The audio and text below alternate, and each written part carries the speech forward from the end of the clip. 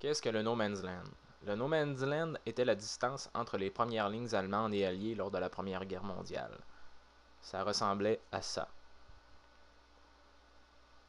Cette guerre fut la charnière entre les vieilles méthodes de combat qui consistaient à charger les lignes ennemies et les nouvelles qui consistaient à un barrage d'artillerie roulant, une attaque d'infanterie supportée par des chars d'assaut et des avions.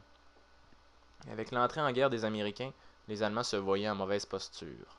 En effet, quelques millions d'hommes frais feraient-ils pencher la balance en faveur des Alliés?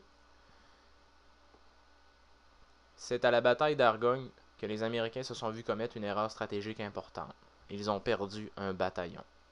Et c'est sur cette prémisse que repose l'aventure de l'appel de Cthulhu No Man's Land. Je vous raconte un peu l'histoire de l'aventure. Un bataillon s'est perdu dans une immense forêt qui est aux mains des soldats allemands. Les Américains ne savent pas où il se trouve et décident d'envoyer une section de reconnaissance. Mais voilà que la section tombe sous le feu des mitrailleuses allemandes. Ils chargent les Allemands.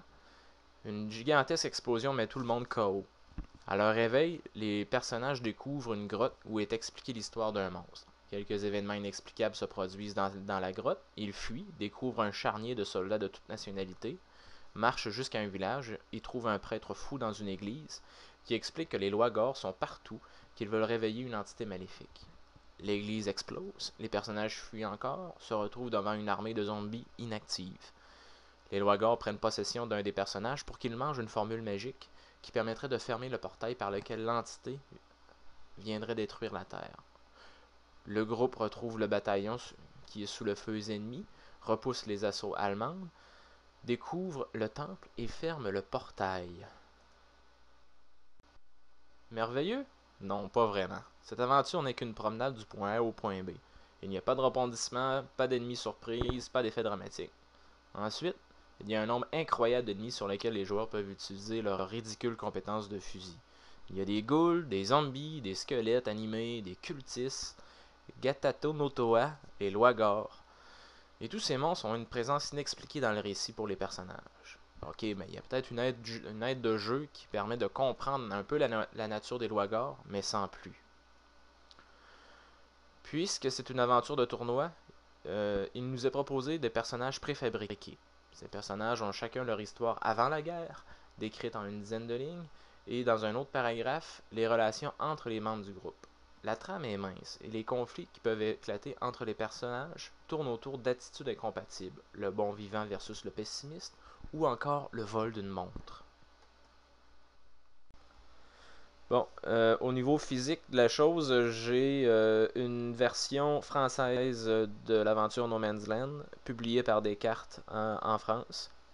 Je suis presque heureux que Descartes ait fini de publier des aventures de l'appel de Cthulhu parce que la qualité au niveau de la reliure est vraiment exécrable.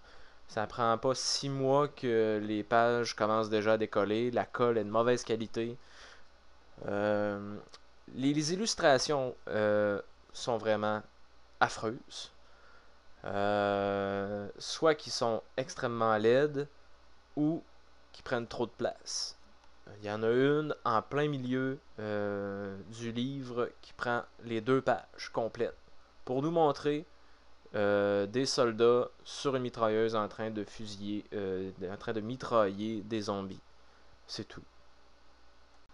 Un autre reproche qu'on peut faire à cette aventure, c'est qu'il n'y en a pas assez d'aventures dans le livre. Je m'explique. Un des grands défauts ou avantages, ça dépend de l'école de pensée que vous adoptez, est que dans les aventures de l'appel de Cthulhu, les annexes sont beaucoup trop importantes. Je sais pas si vous avez déjà eu sous la main Beyond the Mountain of Madness. Sans détour est supposé de la traduire en se croisant les doigts.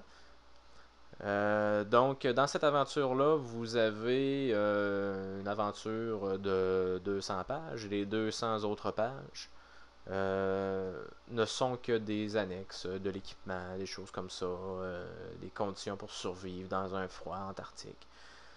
C'est la même chose ici. Sur une aventure de 82 pages, environ 35, c'est le vif du sujet. Et le reste, c'est des faits historiques, comment gérer la folie, des choses comme ça.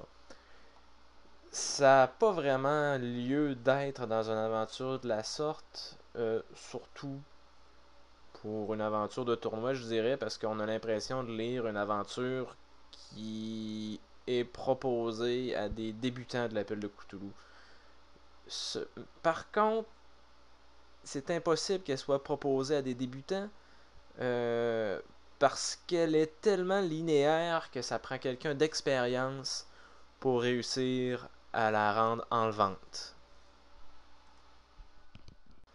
Bon, vous me direz que j'arrête pas de détruire cette aventure. Vous avez raison. Et pourquoi j'en parle si elle est si mauvaise? C'est parce que je l'aime.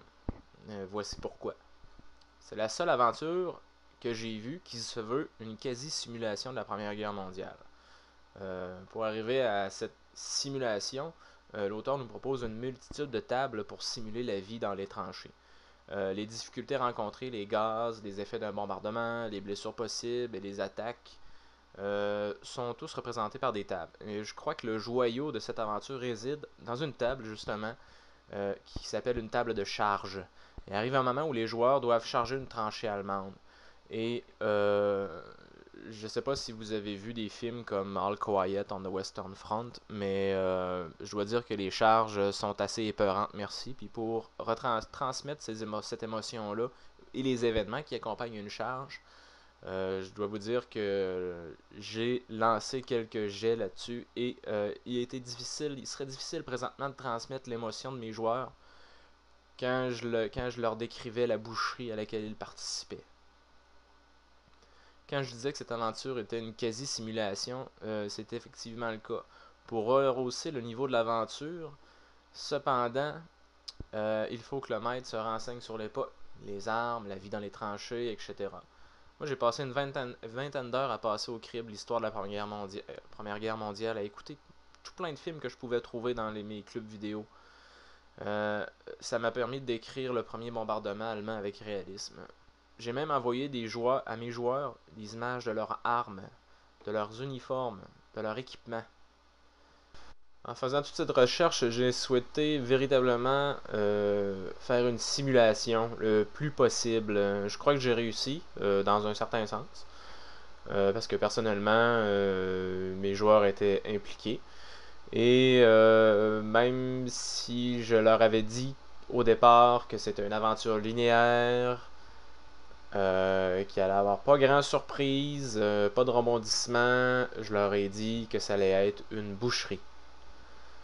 Les joueurs peuvent mourir n'importe quand, n'importe où, un obus peut leur tomber sur la tête, il peut arriver n'importe quoi, les personnages disparaissent dans une bouillie sanglante. C'est extrêmement intéressant de faire jouer une guerre de la sorte, et je dirais que pour l'univers cthulhien, c'est très rafraîchissant, la Première Guerre mondiale. Par rapport aux grands classiques années folles, je vous dirais que ça décale un peu le cadre cthulhien, et une guerre est permet toujours de faire à peu près n'importe quoi de ce qu'on veut au niveau de nos fantasmes de destruction de personnages et d'environnement, de terrain, de PNJ. Écoutez, les auteurs nous proposent tellement d'avenues pour tout détruire et même saboter sa propre histoire, sa propre aventure, que ça vaut le détour. Avec bien de la recherche, avec bien de la patience et de la foi, on peut en faire quelque chose de vraiment bon. Eh bien, c'était ma quatrième critique, un peu boiteuse par moment, mais j'espère que vous avez maintenant une bonne opinion ou une mauvaise de No Man's Land. Ce serait à vous de en juger. Moi, je l'ai trouvé très bien, je la referai jouer, mais avec quelques changements, bien entendu. Merci beaucoup, à la prochaine.